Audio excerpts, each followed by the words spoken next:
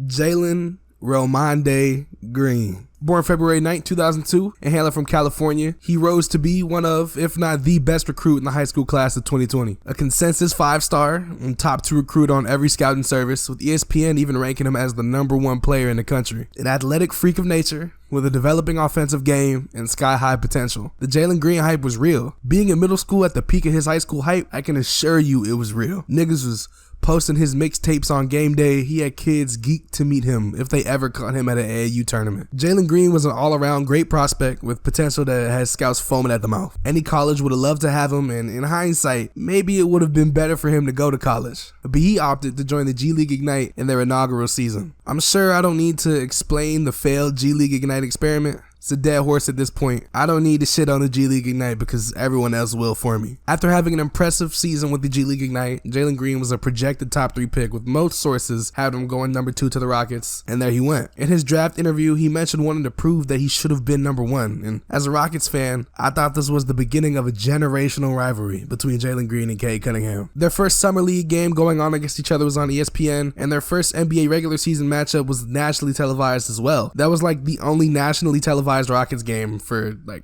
3 years. If you liked basketball, you wanted to see the Jalen Green and Cade Cunningham rivalry blossom, especially after Amen and Asar Thompson went 4th and 5th to the Rockets and Pistons in 2023. However, Cade's first couple of seasons were injury riddled, and Jalen Green, let's just get into it. Jalen Green's first season with the Rockets was the second of their rebuild. After trading James Harden the season before, they drafted 4 rookies and picked up KPJ after a not-so-clean breakup with the Cavs. On paper, his first season is something you love out of your second pick. In 67 games, he averaged 17.3 points per game, earned a controversial all-rookie first-team selection, and finished 4th in Rookie of the Year voting. The fans really saw him as a franchise cornerstone, and with Alper Sengun showing flashes of greatness in his rookie season as well, the Rockets' future looked bright despite only winning 20 games that season. Not many roster changes were made in the offseason besides getting rid of some of the vets and drafting Jabari Smith Jr. and Tari Eason. Thus, the stage was set for year 2. Year 2 saw Jalen Green take a leap in scoring, averaging 22.1 per game, but his shooting splits only got worse. While yes, he was scoring the ball more, he was also shooting more shots. NBA fans began labeling him as a shot chucker, and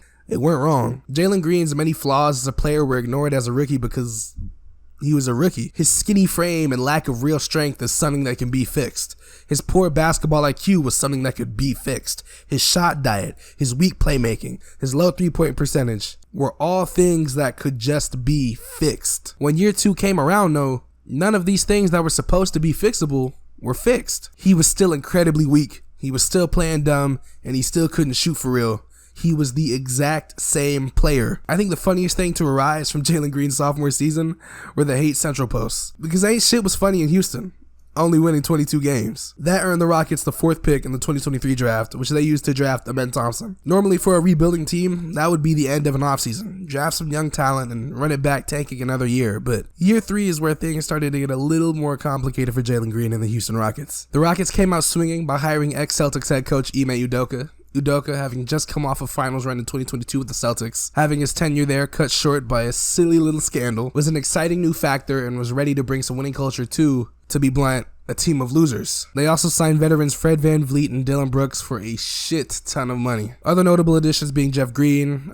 Jock Landale coming off an impressive playoff story with the Suns, and Aaron Holiday. Rockets fans had high hopes for the season and were playing tournament, maybe even playoff hopeful, expecting a year 3 leap from Jalen Green. Unfortunately, that isn't what ended up happening. Jalen Green had a rocky 3rd season, finding himself in trade talks. He looked like the same old player from years 1 and 2 with a different haircut. Alper Sengun emerged as the franchise cornerstone under a new coach and fell into a Jokic-esque offensive hub role with the squad. A solid shooting year from the stretch forward Jabari Smith Jr. as well as an impressive rookie campaign from Amen Thompson kept the Rockets at about 500. However, just as things started looking up, Sengun went down with a season-ending leg injury towards the end of February. With no one else to turn to and a real backup 5 missing from the roster, the Rockets ran a fast-paced small ball lineup to end the season and make a push for the play-in. And this is what unlocked Jalen Green. Jalen Green, being the only real offensive creator on the roster, had to step up and prove he could handle it. And he did just that. Jalen Green went nuclear, exploding for multiple 30 and 40-point outings during the month of March, and led the Houston Rockets to an 11-game winning streak just in time to make that push for the play-in tournament. This was the Jalen Green Rockets fans were expecting when they drafted him in 2021. An ultra-explosive, shot-creating combo guard with real shot-making ability. Flashy dunks, ankle breakers, the whole package. Many people in the NBA media attributed the Rockets' success during this time period to the absence of Sengun in the lineup, arguing that it allowed the Rockets to play fast and get up the court, as well as providing ample space for Jalen Green to work in the half court, having Jabari Smith Jr. at the 5 stretching defenses. Questions began to arise about how the Rockets should move forward. Should they keep Sengun? Should they keep Jalen? Who knows? The perception of Jalen Green took a complete 180 for a month, and he even won Western Conference Player of the Month. However, all good things must come to an end. The Rockets ended up just barely missing the play-in, finishing 11th in the West at 41-41. The summer going into the 2024-25 season saw all of Green and Sengun's draft classmates get extensions. Cade, Franz, Scotty, Mobley. However, the extensions didn't come for Jalen Green and Albert Sengun. 2 notable roster additions came that summer as well. The addition of Steven Adams took place as a trade earlier in the regular season, and Reed Shepherd was drafted as the 3rd overall pick from the Nets in the James Harden trade. Year 4 for Jalen Green and the Rockets actually got off to a solid start. Right before the season began, a 3-year, $106 million extension for Jalen Green, as well as a 5-year, $185 million extension for Sengun. If Jalen Green could continue to produce at the level he did in March alongside Sengun, what was stopping the Rockets from contending?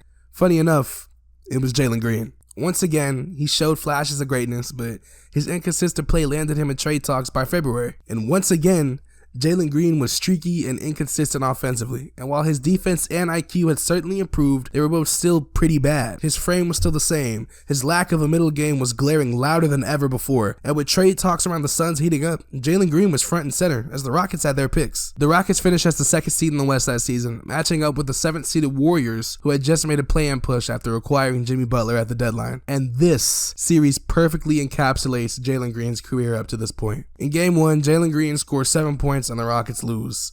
It's his first playoff game at 23 years old, so struggles are expected.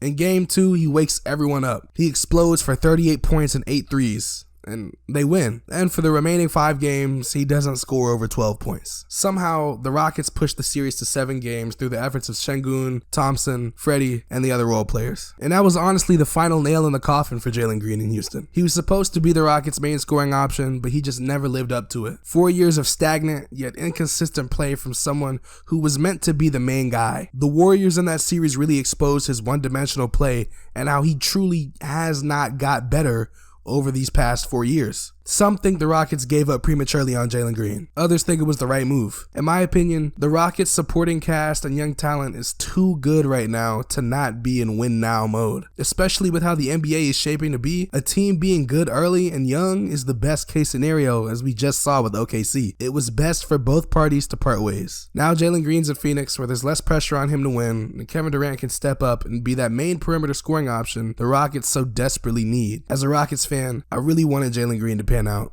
and I don't think his career is over yet, but it was time for the Jalen Green era in Houston to end. Let me know what y'all think down below. Do y'all think the Rockets should have traded him? Do y'all think they shouldn't have? Let me know how you think Jalen Green's career is going to pan out and how you think the KD on the Rockets era is going to go. That being said, though, I'm out of here, and I'll talk to y'all later. Peace.